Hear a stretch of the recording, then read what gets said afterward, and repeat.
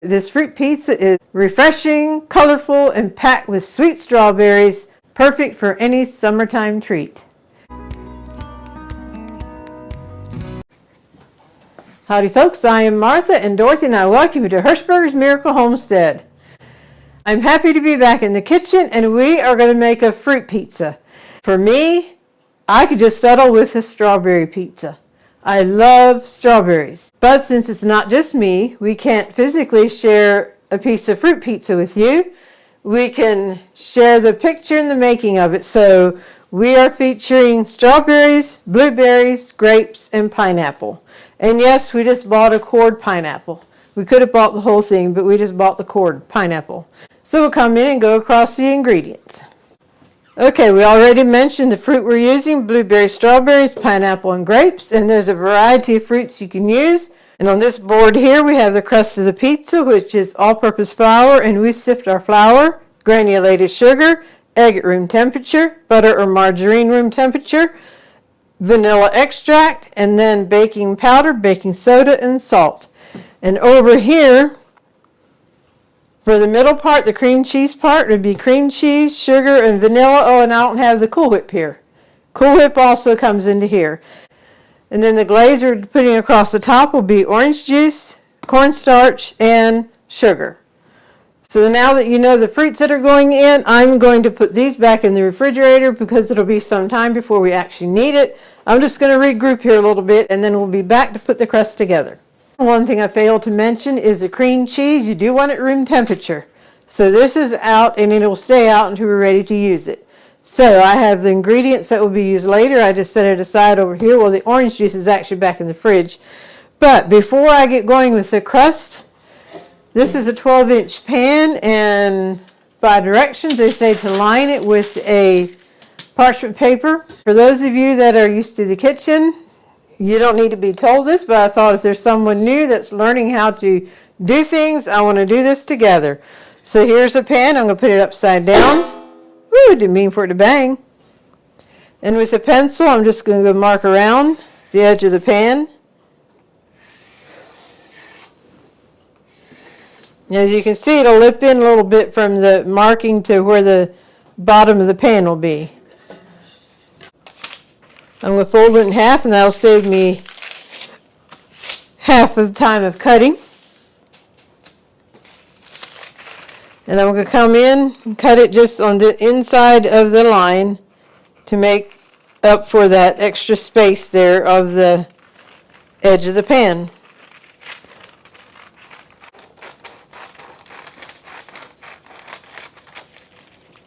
And I know I got an extra big piece. I wouldn't have to have it that big, but it happened.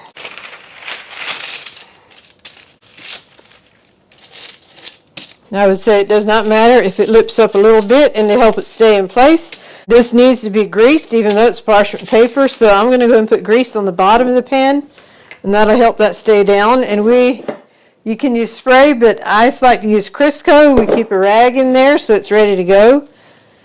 Grease the edge as well as the bottom, and now place that in there, and that Crisco on the bottom will help that be in place.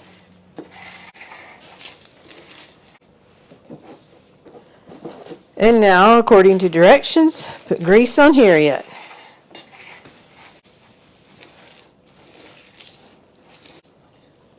And just like that, the pan is ready to go. Now I need to get the grease off my fingers. I have hot soapy water just waiting for me. Coming in with our KitchenAid mixer, the butter or margarine, and granulated sugar. We're going to mix this for about 3 or 4 minutes until it's nice and creamy. Alrighty, that is nice and creamy. We're going to add the egg, and we will give this a mix.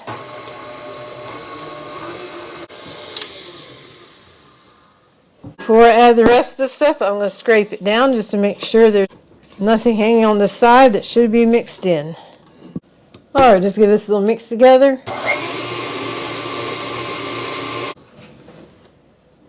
Now we'll add the vanilla extract.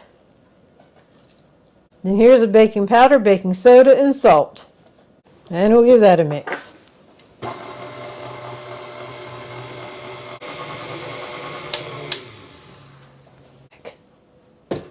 And then the sifted all-purpose flour.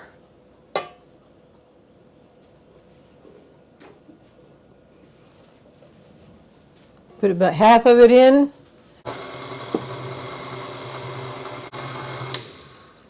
All right, adding the other half.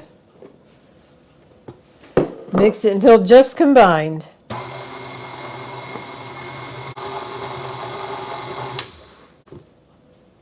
Okay, that's good enough. The rest will come together as we are working with it. Get the paddle out of here.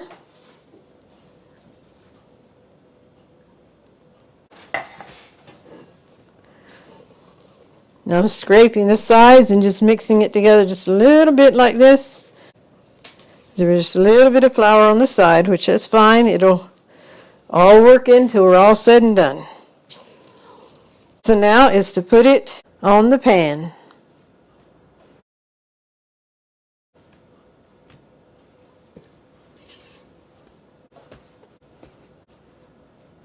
And now comes the pleasure of spreading it around. As you can see, the dough is not your typical dough that you would think of for pizza, a regular pizza, but for fruit pizzas it mimics like a sugar cookie dough. In fact, I think some people buy sugar cookie dough and use that. But we're just going to spread this out evenly.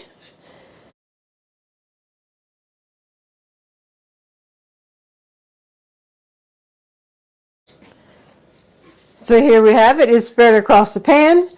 I guarantee it's not 100% even if you go to measure, but it's as good as I can get it and it'll be fine. The oven is preheated to 350 and it'll bake for 11 to 13 minutes or until it's baked through. So it varies from oven to oven, but that gives you a guide. Our timer went at 13 minutes, so I'm now ready to check it. One thing I can tell you, it sure smells good, but I think it should be a little bit longer. We are ready to take another look. Okie dokie, here it is. You can see a nice golden brown, especially around the edges. Till it cools down, it'll be perfect and ready to go. Talking about cooling down, we will have this completely cooled before we go to the cream cheese layer, which is next. And now it's on the cooling rack. Air can get under. We are back to go to the next step with our fruit pizza. And we knew it'd be a while before we could get to it, so we just put some wrap over it. The next thing we're going to do is make the glaze, because the glaze goes across the fruit, and this needs to be cooled down to be able to do that. So this is sugar, cornstarch, and orange juice is all we need. We're using the smallest pot that we have, and with that, we're going to go with the smallest burner that we have, which is on the stove. The sugar and the cornstarch I'm going to mix together. And now we will pour it in the pot. We need a half a cup of orange juice. The pot's so little you can't even see the sugar and stuff. This if I tip it. Pour the orange juice into the kettle. Now we will give this a stir and then hop back to the burner. Okay, rear burner, we're going to turn it on. We'll bring this to a boil and then boil for 2 minutes or until it's thickened, stirring constantly. And this little spatula is designed to be able to handle heat. If I have the handle that it hits the stove stirring, I can take the camera off the tripod and bring you up close. Keep stirring. That looks so pretty. With having it on the smallest burner, look at all the heat around that's escaping.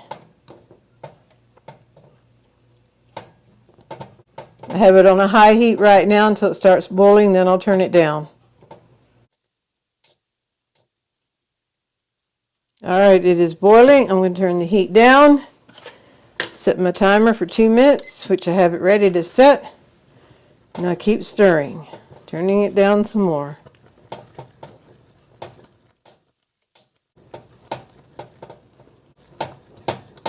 I keep stirring it like this because if I stir it like this, it's going to go all over the place with the handle of the kettle. Stir it this direction, then the handle hits the stove. Okie dokie.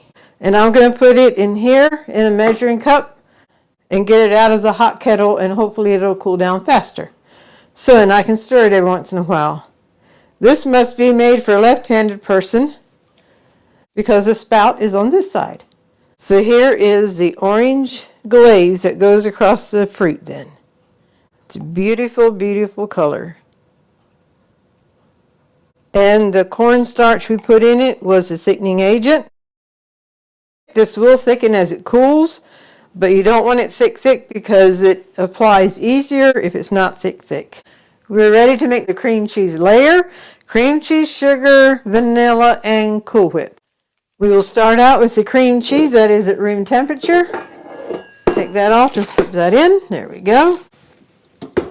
Now I'm going to cream this together just to get it nice and creamy.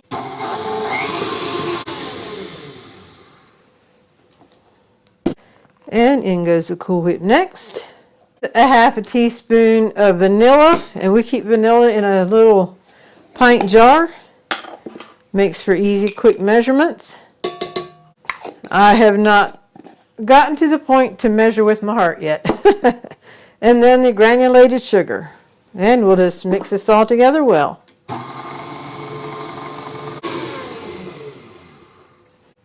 And of course, give it a scrape down. Make sure everything incorporates well.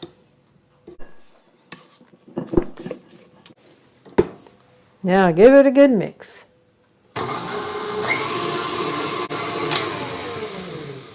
Perfect. Back with the Lazy Susan. And I've joked and said we ought to call it the Working Susan.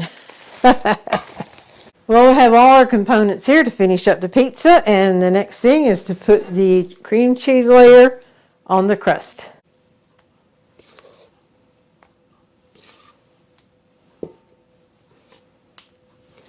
And now, as evenly as possible, spread the cream cheese layer out on the crust.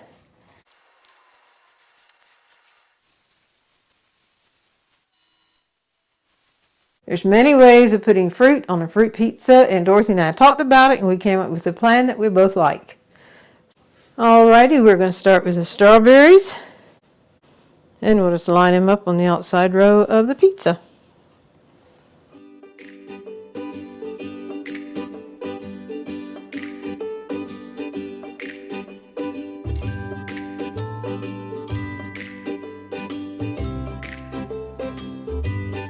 Perfect.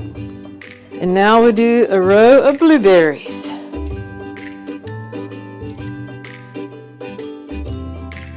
And now we will do the pineapple.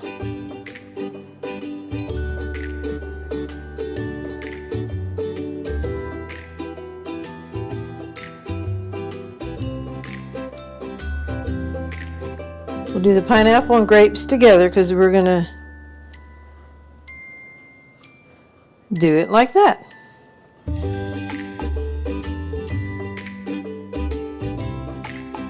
Putting the pineapple and grapes on was rather tedious, but we really did like the design that it gave.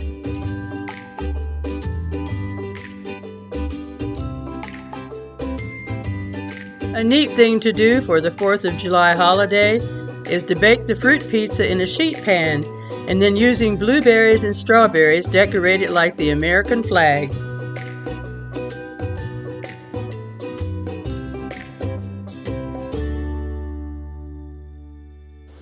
We are coming in for the grand finale of strawberries in the middle. Since we are featuring strawberries, we're going to load them down with strawberries.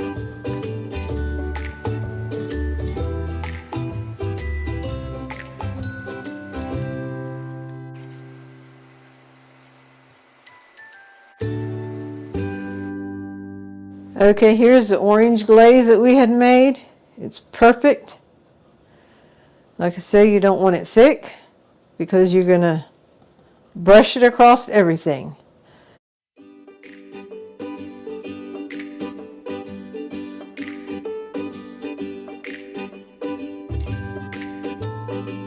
It'd be interesting to know what fruits you like on a fruit pizza. Let us know in the comments. And how pretty is that?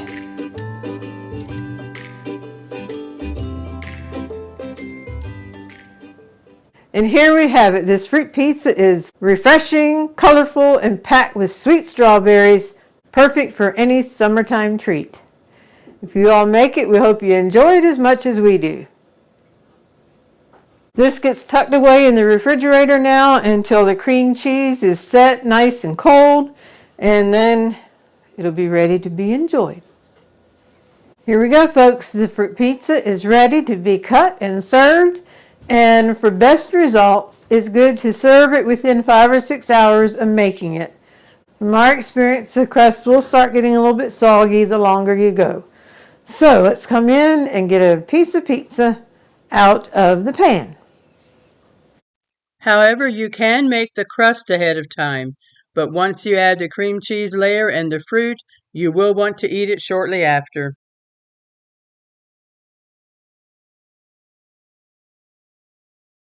We'll just come in and lift it up.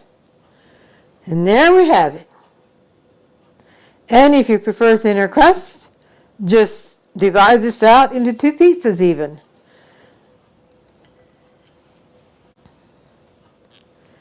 Beautiful, beautiful. The only thing left to do yet is enjoy. This was so delicious and refreshing. And as always, you'll find the recipe in the description. And now for the golden thought. I thought I would read a song. The song brings out the point of how important it is to pray for each other and to lift each other up. I need the prayers of those I love while traveling o'er life's rugged way, that I may true and faithful be and live for Jesus every day. I want my friends to pray for me, to bear my tempted soul above, and intercede with God for me. I need the prayers of those I love. I need the prayers of those I love to help me with each trying hour, to bear my tempted soul to Him, that He may keep me by His power. I want my friends to pray for me, to hold me up on wings of faith, that I may walk the narrow way kept by our Father's glorious grace. I want my friends to pray for me, to bear my tempted soul above, and intercede with God for me. I need the prayers of those I love. And we've had a very special, neat interaction with different ones of our YouTube family sharing prayer requests for each other, and that just blesses my heart. And it's so important to pray for each other. Prayer is powerful. And we want to thank those of you who have prayed for us in our behalf. That means a lot to us. So this song, I knew I wanted to do a song this time, and when I thought of this song, yes, we're going to do this song. I need the prayers of those I love. Go to YouTube, see if you can find it. It's a beautiful song. Thank you all for joining us.